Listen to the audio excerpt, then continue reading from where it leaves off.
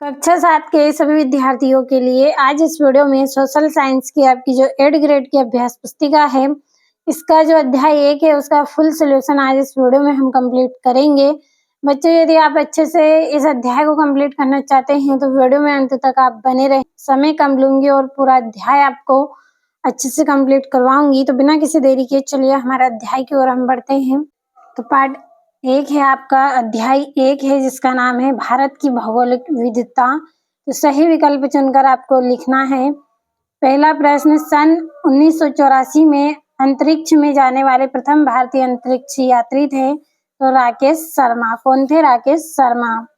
अगला है, भारत के पूर्व दिशा में स्थित पड़ोसी देशों का सही युग्म है तो बांग्लादेश और म्यांमार। क्या है? बांग्लादेश और म्यांमार। अगला है, उत्तराखंड में गोमुख से निकलने वाली गंगा की एक प्रमुख सहायक नदी है तो कौन सी नदी है? भागीरथी नदी।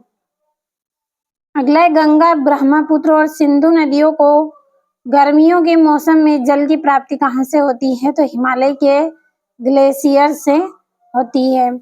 अगला है, भारत के थार मरुस्थलीय क्षेत्र में स्वर्ण नगरी के नाम से विख्यात शहर है तो जैसलमेर। कौन सा है? जैसलमेर। और अगले प्रश्न की ओर बढ़ते हैं। अगला आपका जो प्रश्न है, रिक्त स्थान की पूर्ति कीजिए। तो पहला है, क्षेत्रफल की दृष्टि से भारत विश्व का डेढ़ बड़ा देश है तो 7वां बड़ा देश है। दूसरा है, पश्चिमी हिमालय क्षेत्र में पारंपरिक गृह निर्माण की पद्धति को डेढ़ शैली के रूप में जाना जाता है तो काष्ठ कूनी शैली के रूप में जाना जाता है। तीसरा है, जोग जलप्रपात भारत के डेढ़ राज्य में स्थित है तो कर्नाटक राज्य में स्थित है। अगला है, भारत का एकमात्र सक्रिय ज्वालामुखी अंडमान निकोबार द्वीप समूह के रेड्डेस द्वीप में स्थित है तो बेरन में। अगला है, अरावली पर्वत श्रृंखला की सबसे ऊंची चोटी रेड्डेस है तो गुरु शिखर है। अब हम प्रश्नों को पढ़ेंगे। तो अति लघु प्रश्न, 7वां, भारत के प्रमुख द्वीप समूह के नाम लिखिए तो अंडमान निकोबार द्वीप समूह और लक्षद्वीप समूह। अगला है, हिमालय पर्वत श्रृंखला एशिया महाद्वीप के किन देशों में फैली हुई है? तो हिमालय पर्वत श्रृंखला भारत, पाकिस्तान, नेपाल, भूटान और चीन में फैली हुई है। आप चाहें तो 1-2 नाम ही आप लिख सकते हैं। अगला है, अरब सागर में गिरने वाली भारत की प्रमुख नदी के नाम लिखिए तो नर्मदा नदी है, ताप्ती, साबरमती और माही प्रमुख नदियां हैं।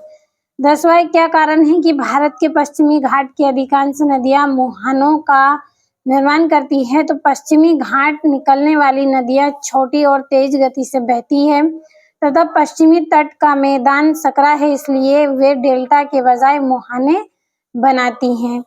अगला आपका है, नैनीताल और मसूरी जैसे लोकप्रिय पर्वत पर्यटन स्थल हिमालय पर्वत की किस श्रेणी में स्थित हैं? तो नैनीताल और मसूरी लघु हिमालय की श्रेणी में स्थित है।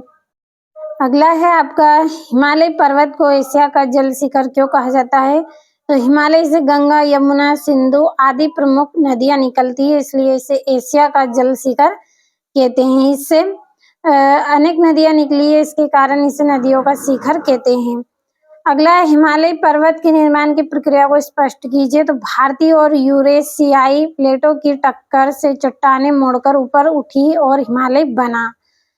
अगला आपका जो प्रश्न है, भारत के शीत मरुस्थल की भौगोलिक विशेषता लिखिए। तो यहाँ बहुत कम वर्षा होती है तथा जलवायु ठंडी और शुष्क होती है और लद्दाख इसका उदाहरण है।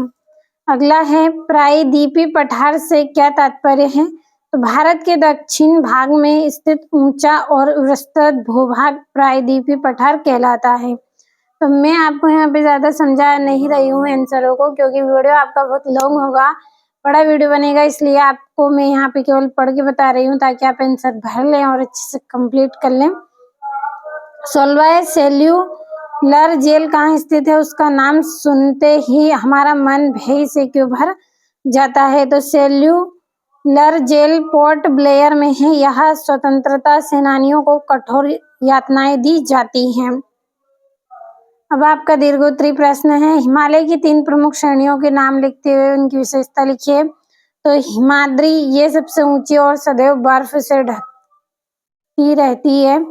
दूसरा, हिमालय मध्य प्रदेश श्रेणी, यहाँ घाटियां और पर्वतीय नगर में। कहाँ पे? घाटियों में और पर्वतीय नगर में। और अगला है आपका तीसरा शिवालिक। तो यह सबसे बाहरी और नीची श्रेणी है। कैसी है? सबसे बाहर की और नीची श्रेणी है। अगला है प्रायद्वीपीय पठार भारतीय अर्थव्यवस्था के लिए क्यों महत्वपूर्ण है? तो यह खनिजों से समृद्ध है और यहाँ कृषि, खनन तथा उद्योगों का विकास होता है। इसमें क्या है?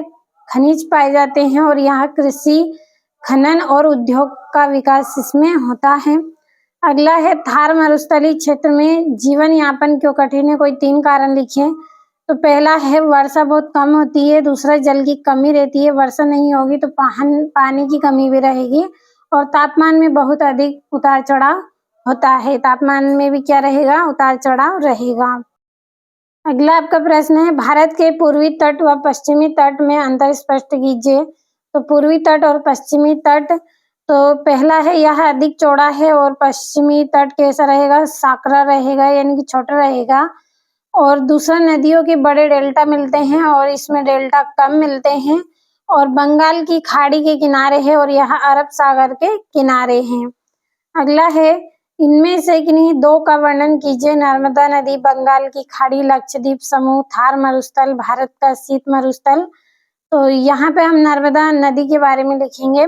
तो नर्मदा मध्य प्रदेश की प्रमुख नदी है। यह अमरकंटक से निकलकर पश्चिम की ओर बहती हुई अरब सागर में गिरती है। जो नर्मदा नदी है ये भारत की प्रमुख नदी है। कहाँ से? यह अमरकंटक से निकलेगी और पश्चिम की दिशा में बहती हुई अरब सागर में ये गिरती है। दूसरा है थार मरुस्थल। थार मरुस्थल भारत के पश्चिमी भाग में स्थित है। कहाँ पे? पश्चिमी भाग में स्थित है। यहाँ वर्षा बहुत कम होगी, पानी यहाँ पे कम गिरेगा और जल की कमी रहेगी। वर्षा नहीं होगी तो जल की कमी भी रहेगी। तो आज इस क्लास में मैंने आपको सामाजिक विज्ञान का पार्ट 1 अच्छे से कंप्लीट करवाया है। मुझे उम्मीद है समझ में आया होगा। तब